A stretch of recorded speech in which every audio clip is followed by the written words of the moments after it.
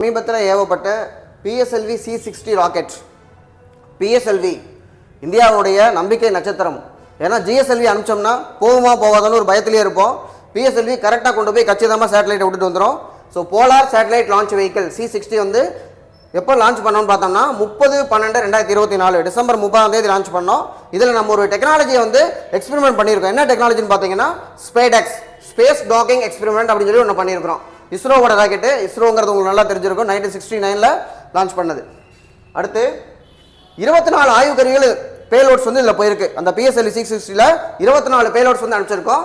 2 செயற்கைக்கோளை இங்கேருந்து அனுப்பிச்சு அங்கேயே வந்து மெர்ஜ் பண்ண வைக்கிறது. அதுதான் இந்த டெக்னாலஜி.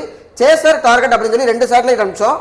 இது ரெண்டுமே என்ன பண்ணோம் அப்படின்னா 2 செயற்கைக்கோள்களை விண்ணிலே வைத்து வெற்றிகரமாக இணைத்தது. இங்கிருந்து மெர்ஜ் பண்ணாமல் அங்கே கொண்டு போய் நம்ம வந்து இணைச்சிருக்கோம். எதுக்காக இந்த 2 சேட்டலைட் நம்ம அனுப்பிச்சிருக்கோம், எதுக்காக இந்த டெக்னாலஜி நம்ம பண்ணியிருக்கோம்னு பார்த்தீங்கன்னா நிலாவுக்கு நம்ம போயிட்டு ஆய்வு செஞ்சு அங்கேருந்து ஆய்வு மாதிரி எடுத்து திரும்பி இங்கே வரணும். இதுக்காக தான் நம்ம பண்ணியிருக்கோம். சரியா? இப்போ இதன்படி இந்த மாதிரி டெக்னாலஜியை பண்ணது வேர்ல்டுலேயே மொத்தம் 4 பேர்.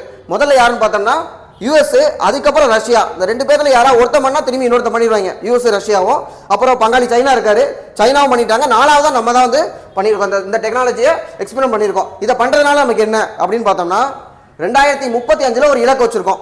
பாரதிய அந்தரிக்ஷ நிலையம். அப்ப பேர் இப்படி வைப்போமான்னு தெரியல.